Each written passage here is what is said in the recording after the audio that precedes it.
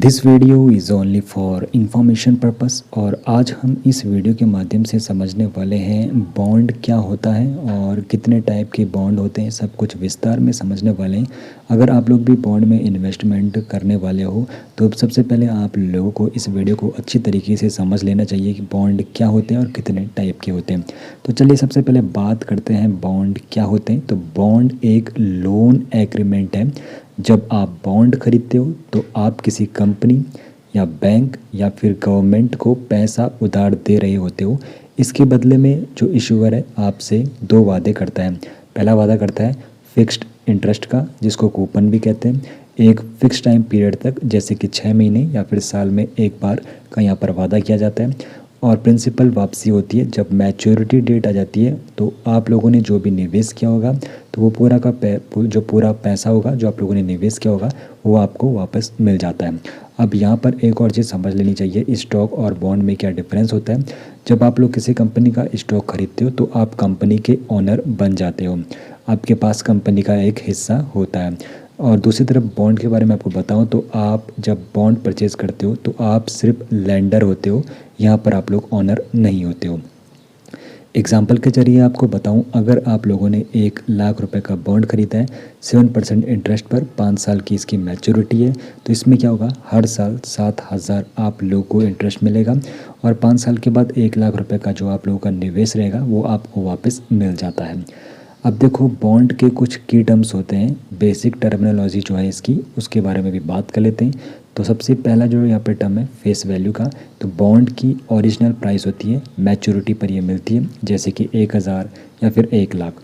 और coupon rate के बारे में बताऊँ तो वो फिक्स्ड इंटरेस्ट रेट है जो इशूअर आपको देगा। वो कितना इंटरेस्ट रेट आपको देने वाला है, 6%, 7%, 8%, तो कूपन रेट से पता चलता है। मैच्योरिटी डेट क्या होती है, वो डेट होती है जब प्रिंसिपल यानी कि जो मूलधन अमाउंट होता है वो आप लोगों को वापस मिलता है। यील्ड के बारे में आपको बताऊं तो बॉन्ड से एक्चुअल रिटर्न मार्केट प्राइस के हिसाब से बदलता है। अब जो इशूअर है वो एंटिटी है जो बॉन्ड इशू करती है, जैसे कि सरकार बॉन्ड इशू कर सकती है, पीएसयू हो गया, या फिर कोई कंपनी बॉन्ड इशू करती है। कूपन फ्रीक्वेंसी के बारे में आपको बताऊं तो इंटरेस्ट मिलने का ये इंटरवल है, महीने में आपको मिलेगा, हर छमाही मिलेगा, या फिर सालाना तौर पर मिलेगा। अब देखो टर्मिनोलॉजी आप लोगों ने समझ ली है, अब बात कर लेते हैं बॉन्ड्स के कितने टाइप्स होते हैं। तो इसकी 9 मेन कैटेगरी है। पहली है गवर्नमेंट बॉन्ड्स, जिसको जीसेक्स भी कहते हैं। दूसरा है कॉर्पोरेट बॉन्ड्स। तीसरा है पीएसयू बॉन्ड्स। चौथा है म्युनिसिपल बॉन्ड्स। पांचवा है टैक्स फ्री बॉन्ड्स। छठा है कन्वर्टेबल बॉन्ड्स। सातवां है जीरो कूपन बॉन्ड्स। आठवां है फ्लोटिंग रेट बॉन्ड्स और नौवां है इन्फ्लेशन इंडेक्स्ड बॉन्ड्स। अब इनके बारे में विस्तार से समझते हैं। तो देखो गवर्नमेंट और पब्लिक सेक्टर जो बॉन्ड होते हैं उनके बारे में बात करें तो ये सबसे सेफेस्ट कैटेगरी है। और गवर्नमेंट जो बॉन्ड है जीसेक्स के नाम से जाने जाते हैं, भारत सरकार के द्वारा ये इशू किए जाते हैं, आरबीआई मैनेज करता है, डिफ़ॉल्ट रिस्क यहाँ पर ऑलमोस्ट जीरो रहता है। और यहाँ पर पीएसयू बॉन्ड के बारे में आपको बताऊँ तो एनएचएआई, पीएफसी, आरईसी जैसे जो गवर्नमेंट बैक्ड कंपनी है तो ये यहाँ पर इनको इशू करती है। और म्युनिसिपल जो बॉन्ड है लोकल बॉडीज़ द्वारा इंफ्रा प्रोजेक्ट जैसे कि रोड, वाटर सप्लाई के लिए इशू किया जाता है। इंडिया में अभी ये ग्रोइंग स्टेज में है। और कॉर्पोरेट और जो स्पेशल कैटेगरी बॉन्ड है उनके बारे में भी बात कर लेते हैं। तो यहाँ पर जो रिटर्न है हाई देखने को मिलता है और रिस्क यहाँ पे मॉडरेट रहता है। कॉर्पोरेट जो बॉन्ड होते हैं कंपनीज बिजनेस एक्सपेंशन के लिए इशू करती है। इंटरेस्ट जीसेक यानी कि गवर्नमेंट जो बॉन्ड होते हैं उनसे ज़्यादा होता है, रिस्क भी यहाँ पे थोड़ा ज़्यादा होता है, कंपनी की फाइनेंशियल हेल्थ पर ये डिपेंड करता है। टैक्स फ्री जो बॉन्ड होते हैं आईआरएफसी, एनएचएआई, पीएफसी जैसी पीएसयू कंपनी इशू ये करती है, इनसे मिलने वाला जो इंटरेस्ट है टैक्स फ्री होता है और हाई टैक्स ब्रैकेट इन्वेस्टर के लिए अट्रैक्टिव रहते हैं। कन्वर्टेबल बॉन्ड्स के बारे में आपको बताऊं तो फ्यूचर में कंपनी के शेयर में कन्वर्ट हो सकते हैं, फिक्स्ड कन्वर्जन रेशियो पर, बॉन्ड प्लस इक्विटी दोनों का यहाँ पर ये कॉम्बिनेशन है। अब यहाँ पर स्ट्रक्चर के हिसाब से बॉन्ड आपको बताऊँ तो इंटरेस्ट पेमेंट के अलग तरीके हैं। तो जीरो कूपन जो बॉन्ड्स हैं पीरियडिक इंटरेस्ट नहीं मिलता है, फेस वैल्यू से डिस्काउंट पर खरीदे जाते हैं, मैच्योरिटी पर पूरा फेस वैल्यू मिलता है, डिफरेंस ही यहाँ पर रिटर्न है।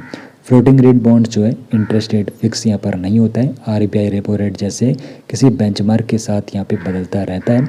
और इन्फ्लेशन इंडेक्स्ड जो बॉन्ड है इन्फ्लेशन के अगेंस्ट प्रोटेक्शन देते हैं, प्रिंसिपल या इंटरेस्ट इन्फ्लेशन के हिसाब से एडजस्ट होता है। अब यहाँ पर बॉन्ड्स में इन्वेस्ट कैसे करें इसके बारे में भी बात कर लेते हैं। तो आरबीआई रिटेल डायरेक्ट जो प्लेटफॉर्म है, गवर्नमेंट बॉन्ड्स आप लोग डायरेक्टली यहाँ पे रिटेल इन्वेस्टर के लिए और बिना ब्रोकर के आप लोग यहाँ पे बॉन्ड में निवेश कर सकते हो। स्टॉक एक्सचेंज एनएससी और बीएसई, तो कॉर्पोरेट और गवर्नमेंट बॉन्ड सेकेंडरी मार्केट में डीमेट अकाउंट के थ्रू यहाँ पर इन्वेस्ट किया जाता है। बॉन्ड और डेट म्यूचुअल जो फंड है, डायरेक्ट बॉन्ड सिलेक्शन कॉम्प्लिकेटेड लगे तो डाइवर्सिफाइड डेट फंड ऑप्शन आप लोगों के पास रहता है। और बॉन्ड जो प्लेटफॉर्म है, फिनटेक जो कंपनियाँ हैं जैसे कि विंड वेल्थ हो गया, गोल्डन पाई जैसे जो प्लेटफॉर्म है, तो यहाँ पे डायरेक्ट कॉर्पोरेट बॉन्ड आप लोग यहाँ पे उनमें इन्वेस्टमेंट कर सकते हो। अब देखो यहाँ पर फ़ायदे और रिस्क के बारे में भी समझना ज़रूरी है। जो फ़ायदे यहाँ पर है, स्टेबल और प्रेडिक्टेबल इनकम है, फिक्स्ड इंटरेस्ट यहाँ पर मिलता है, स्टॉक मार्केट से कम वॉलेटिलिटी आपको यहाँ पर देखने को मिलेगी, पोर्टफोलियो में स्टेबिलिटी देखने को मिल जाती है, डाइवर्सिफिकेशन रहता है, इक्विटी के रिस्क को बैलेंस ये करता है, गवर्नमेंट बॉन्ड्स में ऑलमोस्ट जीरो डिफ़ॉल्ट रिस्क देखने को मिलता है।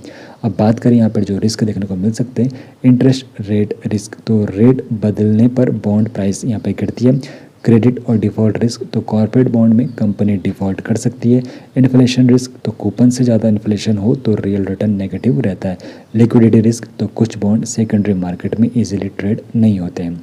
अब देखो यहाँ पर बॉन्ड, स्टॉक और फिक्स डिपॉजिट को अगर कंपेयर करें तो यहाँ पर रिटर्न के हिसाब से बताऊँ तो बॉन्ड में यहाँ पर मॉडरेट रिटर्न देखने को मिलता है, मॉडरेट और फिक्स्ड यहाँ पे रिटर्न देखने को मिलता है, स्टॉक में हाई रिटर्न देखने को मिलता है लेकिन वॉलेटिलिटी यहाँ पर रहती है। और फिक्स डिपॉजिट अगर कोई कर रहा है तो यहाँ पे रिटर्न लो और लगभग फिक्स देखने को मिलता है अगर कंपेयर करें बॉन्ड और स्टॉक से। रिस्क की बात करें तो बॉन्ड्स में लो टू मॉडरेट यहाँ पर रिस्क रहता है, स्टॉक्स में हाई रहता है और फिक्स डिपॉजिट में काफ़ी कम रहता है।